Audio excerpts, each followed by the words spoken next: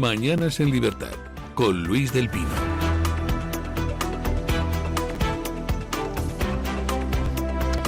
Ocho y 2 minutos de la mañana, 7 y 2 en las Islas Canarias. Buenos días, don Eric Gutiérrez. Muy buenos días, don Luis. Vamos con las noticias de las 8.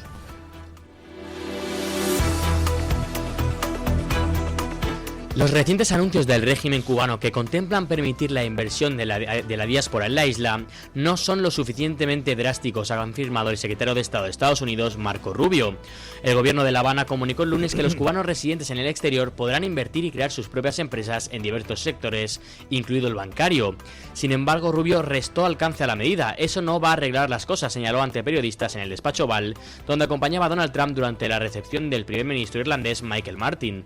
Por su parte, el ministro cubano de Comercio Exterior e Inversión Extranjera, Óscar Pérez Oliva, sobrino de los Castro, aseguró en una entrevista con NBC News que Cuba está abierta a mantener relaciones comerciales tanto con empresas estadounidenses como con cubanos residentes en Estados Unidos y sus descendientes. En ese mismo contexto, Trump afirmó que le gustaría tener el honor de tomar Cuba de alguna manera.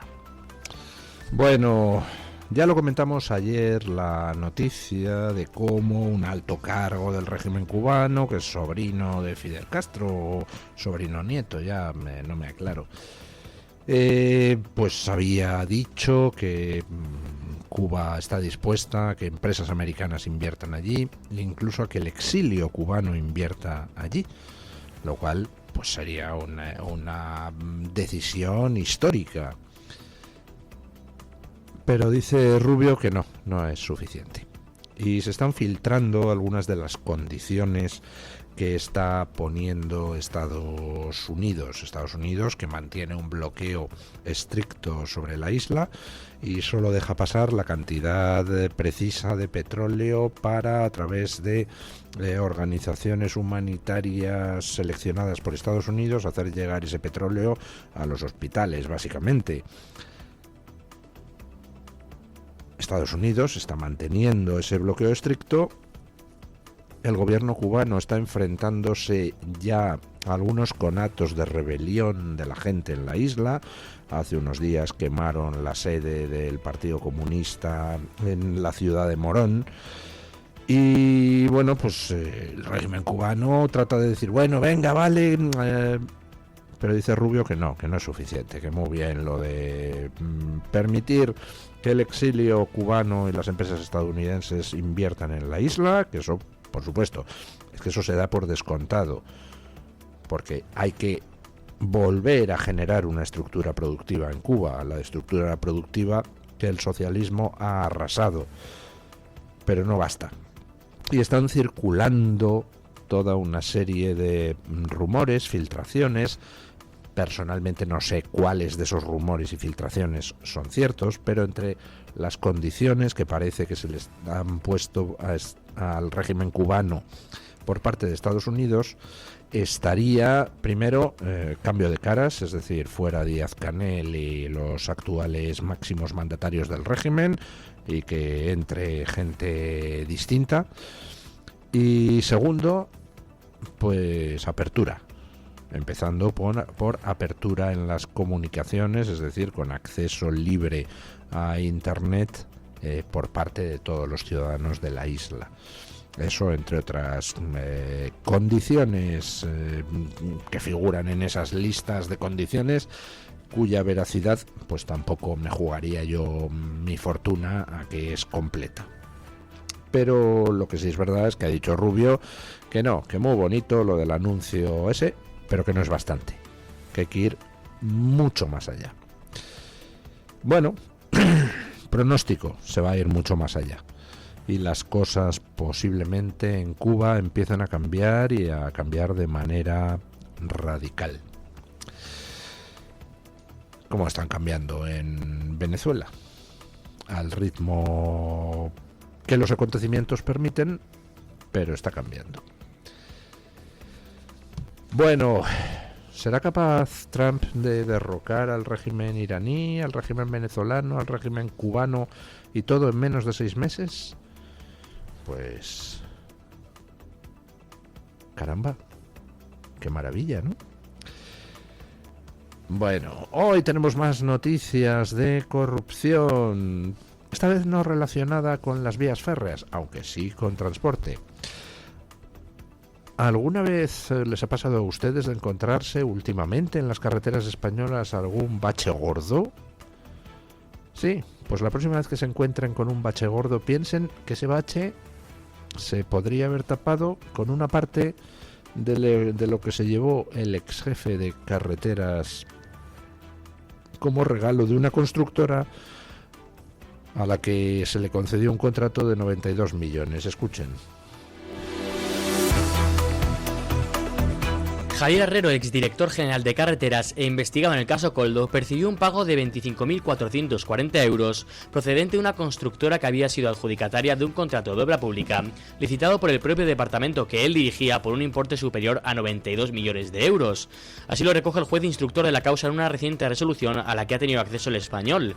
En concreto, el proyecto fue licitado por la Dirección General de Carreteras en la provincia de La Rioja por un valor de más de 92 millones de euros. La adjudicación se formalizó el 11 de septiembre de 2019 a una UTE integrada por Acciona Construcción y Aquaterra Servicios e Infraestructuras SL.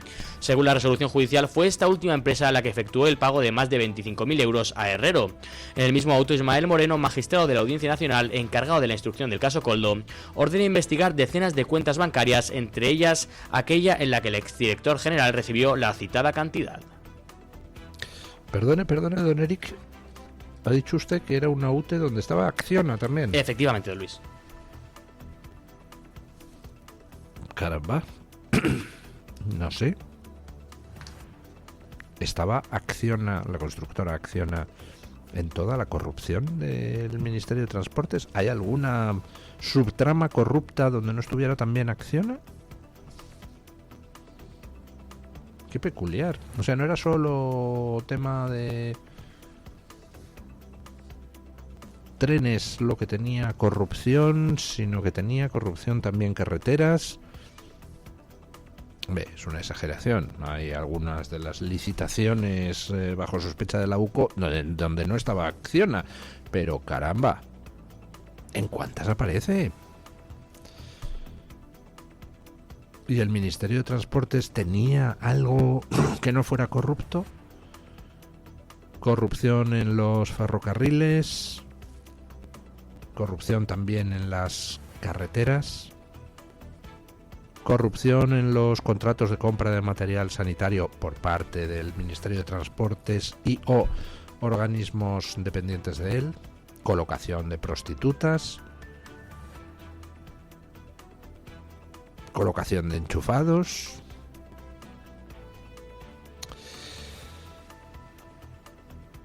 ¿Se dan ustedes cuenta de que Pedro Sánchez ha sobrepasado con mucho la época de Felipe González, la época de la corrupción dura de Felipe González?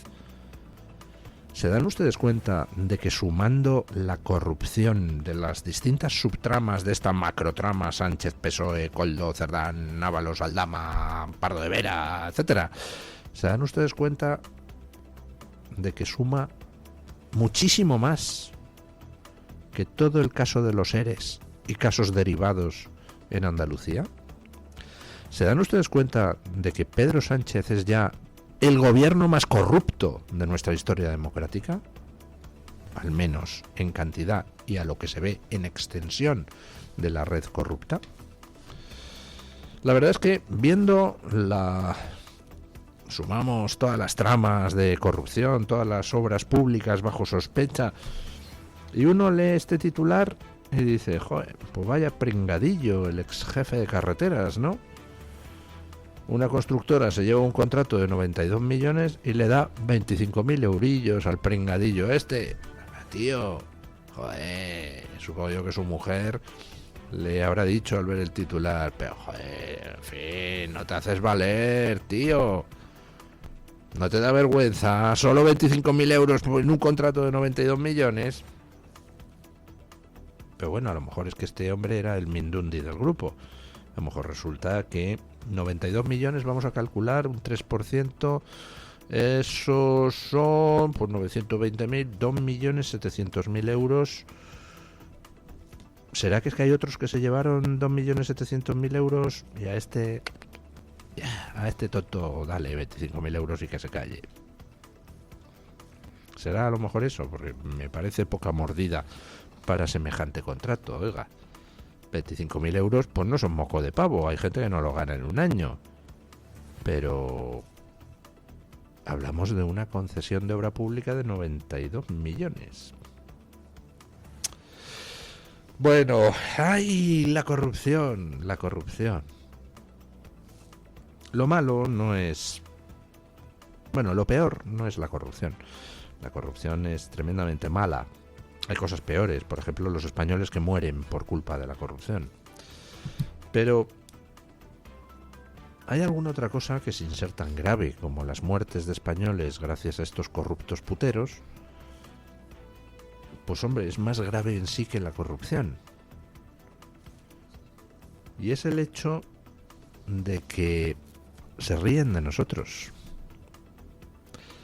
Saben ustedes que estamos con el juicio a Jordi Pujol, ¿verdad? Pues resulta que el pobre Jordi está muy mayor y no está en condiciones para ir al juzgado. Pero resulta que sí estaba en condiciones para ir a votar a Laporta en las elecciones a presidente del Barça. Ajá, escuchen. El expresidente de la Generalidad de Cataluña, Jordi Pujol, acudió este domingo al Spotify Camp Nou para participar en las elecciones a la presidencia del Fútbol Club Barcelona. Pujol estuvo acompañado en todo momento por el candidato y finalmente ganador Joan Laporta. Su presencia se convirtió en uno de los episodios más comentados de la jornada, al coincidir con el hecho de que el exmandatario no ha comparecido ante el juzgado en las causas que tiene abiertas, por las que la Fiscalía solicita 9 años de prisión. A sus 95 años, Pujol se acercó a la mesa de votación apoyado en un caminador y acompañado por su hijo Oriol ante la presencia de Laporta y de varios miembros de su candidatura, entre ellos la ex vicepresidenta del área institucional, Elena Fort. De hecho, Laporta, quien acabaría imponiéndose en los comicios, llegó incluso a asistirle en el momento de introducir la papeleta en la urna. Recordemos que 2 forenses del Instituto de Medicina Legal y Ciencias Forenses de Cataluña evaluaron al expresidente de la Generalidad y concluyeron que no tiene capacidad procesal de defenderse en el juicio. O sea, no tiene capacidad procesal de defenderse en el juicio, pero sí que tiene capacidad para decidir quién es el mejor presidente del Barça y para ir allí a dar su voto. Se ríen de nosotros como les da la gana. Y hacen muy bien. Porque hay gente que sigue votando a toda esta basura, a la basura separatista y a la basura socialista. Y no me refiero a los que votan por interés porque forman parte de alguna de las redes clientelares o trabajan en algún sector que depende de que sigan los progres mandando. No, me refiero a gente que honestamente piensa, sin beneficiarse de ello, que los separatistas luchan por una causa noble o el PSOE lucha por una causa noble. Lo siento, pero os merecéis que se rían de vosotros por pringaos. No sois malvados, pero sois pringaos, unos pringaos completos. El espectáculo de ver al jefe de los ladrones entrar a votar a Laporta en medio del aplauso de los asistentes al hecho dice mucho de cómo está Cataluña. Cataluña era, cuando murió Franco, el motor económico de España. Oiga, es una cosa muy peculiar, ¿verdad? El régimen franquista, ese régimen centralista y fascistoide. Pues resulta que con el régimen de Franco iba como un cañón Cataluña. Y no solo económicamente, Cataluña era la vanguardia cultural de España. En Cataluña se respiraba una libertad de pensamiento y creación y de vida que no había en otros sitios. Era como una avanzada de Europa en España. Tampoco están así. En fin, España no era esa cosa que pretenden pintar como si fuera una cosa negra con boina. No. Pero vamos, Barcelona era como más loca que el resto de España. Y por supuesto más próspera. Gracias a todo lo que Franco ayudó a Cataluña. Y desde entonces llega el separatismo al gobierno en Cataluña y poco a poco se ha ido convirtiendo en un pozo sin fondo de corrupción a gran escala ha perdido su puesto de vanguardia económica de España. Ya, por supuesto, la creación cultural en Cataluña no existe, o sea, sobre todo lo que son los socialistas y los separatistas es un absoluto coñazo de tíos. No hay quien los soporte, son unos cenizos. Ahora son ellos los que llevan una boina enorme en el cráneo. Y mientras que los demás nos lo pasamos bien, ellos se dedican a robar y a hacer el cenizo. Y se nota en Cataluña. Cataluña ahora pues es una sombra de lo que fue. Y una sombra tan corrupta que hasta se recibe al patriarca de los corruptos ahí mientras va a votar a Laporta con aplausos. Pero qué puñetera vergüenza. De verdad. Por supuesto, hay muchísimos catalanes avergonzados de semejante espectáculo. Un abrazo para ellos. Por ejemplo, mi amigo Sergi Fidalgo. Sé que él no se lo merece, porque encima él es del Español, él es periquito. Bueno, vamos con otra noticia de fútbol. Escándalo en la Copa África, donde le acaban de regalar a Marruecos el título. Una noticia muy peculiar.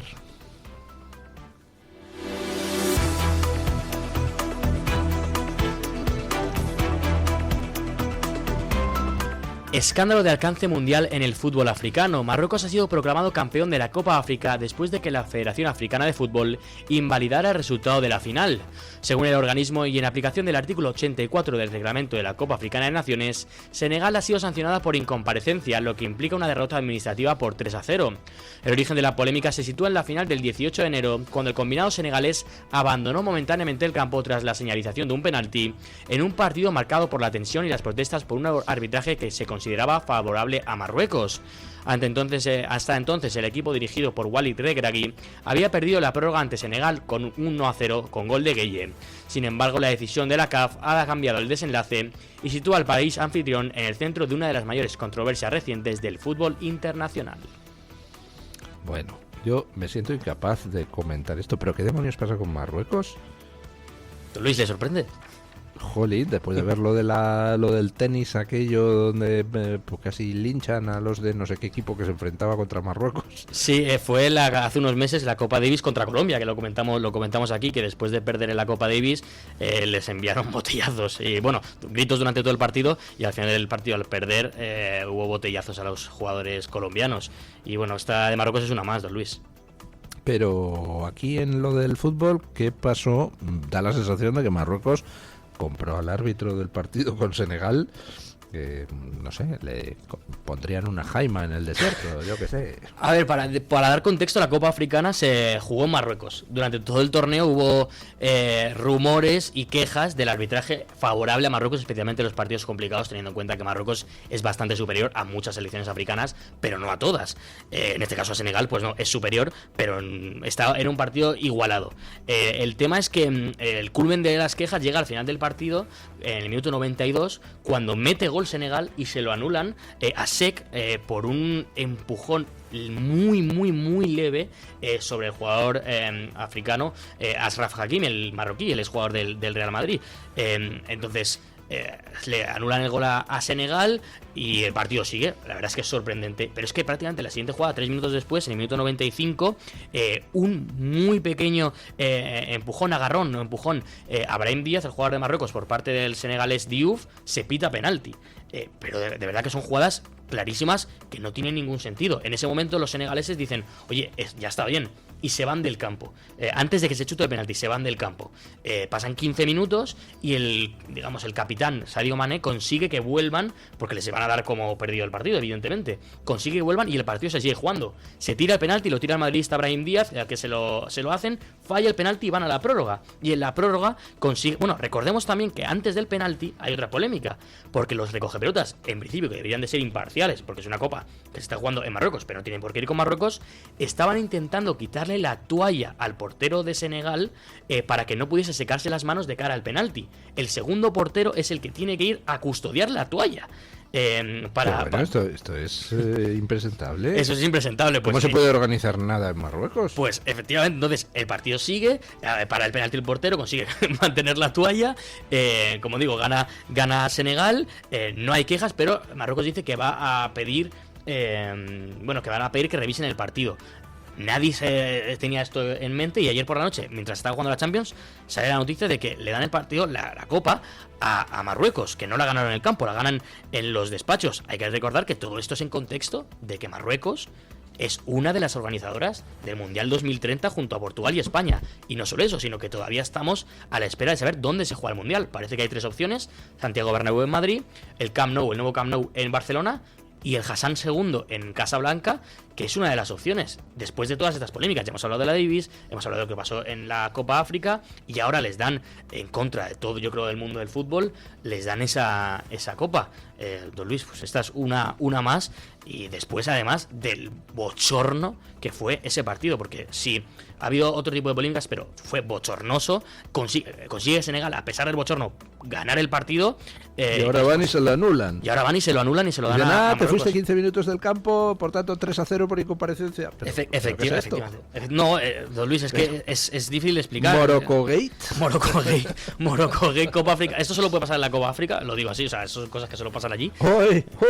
No, lo de los 15 minutos. Hasta en el Parlamento Europeo. Lo de los 15 minutos fuera, lo de que roben en todos los lados, eso lo tengo claro. Entonces, le voy a preguntar a Sánchez si cree que solo puede pasar en África, en la Copa África. No, Sánchez lo sabe muy bien. Es más, si acaba la final del Mundial en Marruecos, no sé yo quién sería uno de los... Bueno, tengo bastante claro quién sería uno de los que fagocitara esa venta de la final del Mundial a Marruecos, de Luis. Bueno, pues hasta aquí hemos llegado con las noticias. Nos hemos tenido que dejar alguna noticia en el tintero porque hoy estoy muy pesado. Parezco yo también sobrino de Fidel. Bueno, vamos con la información del tiempo con la ayuda de don Eric Gutiérrez. Y después pausa publicitaria y a la tertulia del día.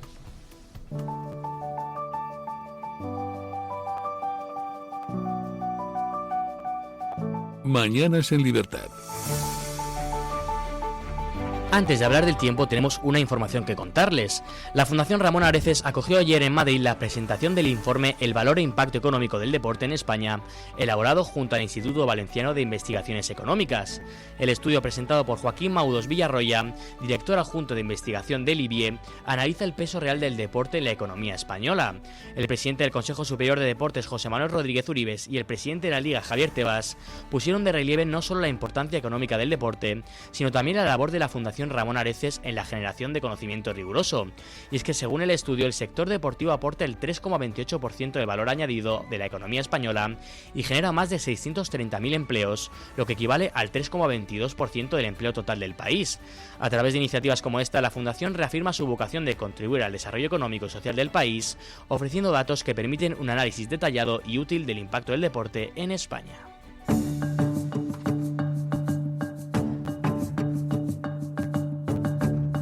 El tiempo en Radio Libertad. Se espera un tiempo bastante estable en la mayor parte de la península y Baleares, con cielos poco nubosos en general. Eso sí, durante la mañana podrían aparecer nubes bajas y bancos de niebla en zonas de Baleares, Cataluña y el entorno del Ebro. La cosa cambia un poco por la llegada de la borrasca Terés desde el oeste. Traerá nubes medias y altas que irán avanzando de suroeste a nordeste, sobre todo más presentes en el suroeste. Allí podrían caer chubascos ocasionales e incluso alguna tormenta en Andalucía Occidental, Extremadura y zonas cercanas a Alborán. Por la tarde también podrían darse algunos chubascos en el Pirineo Oriental.